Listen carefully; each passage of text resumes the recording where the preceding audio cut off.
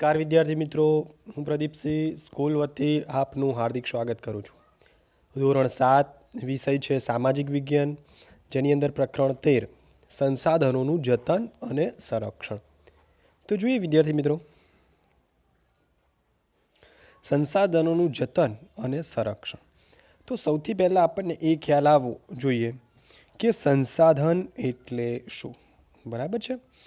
તો પૃથ્વી પરથી મળતા અને માનવીને ઉપયોગમાં આવતા કુદરતી પદાર્થોને સંસાધન કહે છે. શું કહે છે? પહેલું કે પૃથ્વી પરથી મળતા માનવીને ઉપયોગમાં આવતા એવા કુદરતી પદાર્થોને સંસાધન કહે છે. બરાબર, જેની અંદર હવા, જળ, જમીન, વનસ્પતિ અને ખનિજોના સ્વરૂપમાં આપણને મળેલી કુદરતી બક્ષિસ એટલે કુદરતી સંસાધન. સંસાધનો રાષ્ટ્રીય અર્થતંત્રની કરોડરજ્જુ છે. તે લોકોની શક્તિ અને સમૃદ્ધિના આધાર સ્તંભો છે. સંસાધનોની કેટલીક ચોક્કસ વિશિષ્ટતાઓ અને ઉપયોગિતાઓ છે. સામાન્ય રીતે સંસાધનો મર્યાદિત માત્રામાં હોય છે. તે સંસાધનોને વધુ ઉપયોગી બનાવવા આપણે વિવિધ ટેકનિકનો ઉપયોગ કરવો જોઈએ. બરાબર. હવે સંસાધનોના વિદ્યાર્થી મિત્રો પ્રકાર કેટલા છે, કયા કયા એ જોવાનું છે.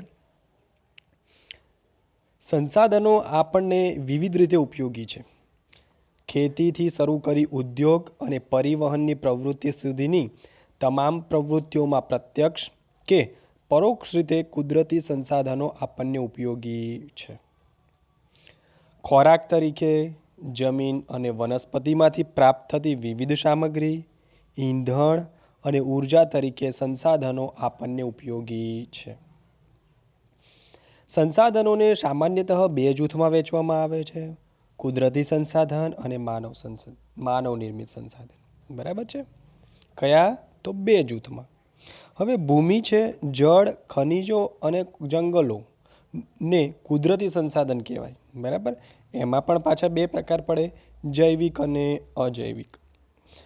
ભૂમિ, હવા, જળ જૈવિક સંસાધન છે, જ્યારે જંગલો અને પ્રાણીઓ જૈવિક સંસાધન છે. પેલું અજૈવિક હતું, આ જૈવિક. બરાબર. માનવીએ સર્જેલા ઉદ્યોગો, એકમો, સ્મારકો, ચિત્રકળા, સામાજિક સંસ્થાઓ વગેરે માનવ નિર્મિત સંસાધન કહેવાય. બરાબર.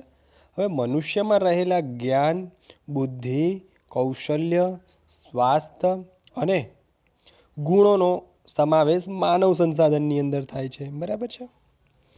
કુદરતી સંસાધનોના વિકાસ માટે માનવ સંસાધનનું હોવું ખૂબ જ જરૂરી છે.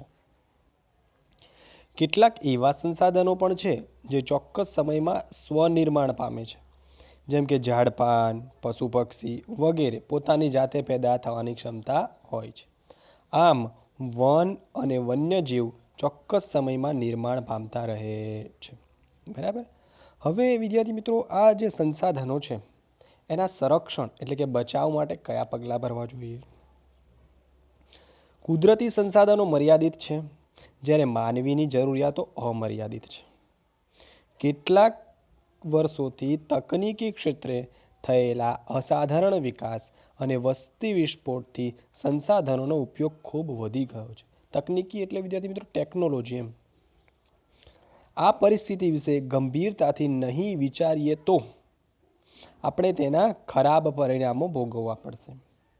એટલે જ ભવિષ્યની પેઢીઓ માટે સંસાધનોનું રક્ષણ કરવું એ આપણી ફરજ છે. સંસાધનોનું રક્ષણ એટલે સંસાધનોનો વિવેકપૂર્ણ ઉપયોગ. બરાબર છે. ઓકે.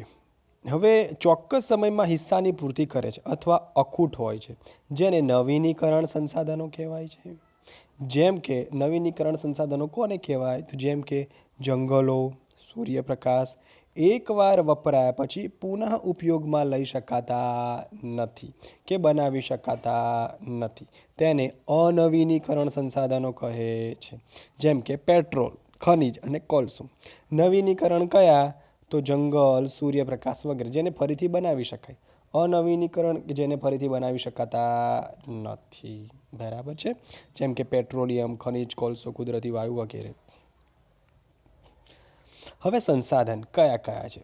ભૂમિ સંસાધન, જંગલ સંસાધન, પ્રાણી સંસાધન, જળ સંસાધન, કૃષિ સંસાધન અને ખનિજ સંસાધન. આ ઉપરાંત માનવી પણ સ્વયં એક સંસાધન છે. સંસાધનોની માલિકી, પુનઃપ્રાપ્યતા, વિતરણ ક્ષેત્રના આધારે પણ વર્ગીકૃત કરવામાં આવે છે. હવે ભૂમિ સંસાધન, એની અંદર સૌથી પહેલો લઈ લઈએ આપણે કે ભૂમિ સંસાધન કોને કહેવાય? જમીન નિર્માણ. હવે આ જમીન નિર્માણ એટલે જમીનનું નિર્માણ કઈ રીતે થાય છે? સામાન્ય રીતે ભૂસપાટીનું ઉપલું પડ જેમાં વનસ્પતિ ઉગે છે તેને આપણે જમીન કહીએ છીએ. જમીન કોને કહેવાય? તો આ એનો પ્રશ્ન છે. જમીન પૃથ્વીના પોપડા પરના અનેકવિધ કણોથી બનેલું એક પાતળું પડ હોય છે. ખડકોના નાના મોટા ટુકડા, કાંકરા, માટીની રજ કે જે અજૈવિક છે તેને રેગોલિથ કહે છે. રેગોલિથ કોને કહેવાય? તો જે નાના નાના ટુકડા કાંકરા છે, બરાબર, એને રેગોલિથ કહેવાય. જેમાં જૈવિક દ્રવ્યો, હવા અને પાણી ભળતા જમીન બને છે. ખેતીના સંદર્ભમાં કોઈ પણ દેશોનો આર્થિક વિકાસ તે દેશની જમીનની ગુણવત્તા ઉપર આધાર રાખે છે. આગળ જોઈએ. હવે વિદ્યાર્થી મિત્રો જોવાના છે જમીનના પ્રકાર.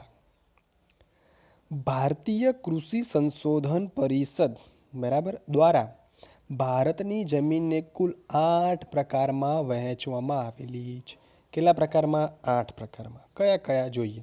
કાપની, રાતી, કાળી, લેટેરાઇટ, રણ, પર્વતીય, જંગલ અને દલદલ પ્રકારની જમીન. આ 8 પ્રકારની જમીનની અંદર વહેંચવામાં આવેલી છે. બરાબર. હવે જોઈએ જમીનનું ધોવાણ અને સંરક્ષણ. હવે જમીન કઈ રીતના ધોવાય છે અને એનું રક્ષણ કઈ રીતના કરવાનું છે એની વાત. જમીનનું ધોવાણ ગતિશીલ પાણી કે હવા દ્વારા થાય છે.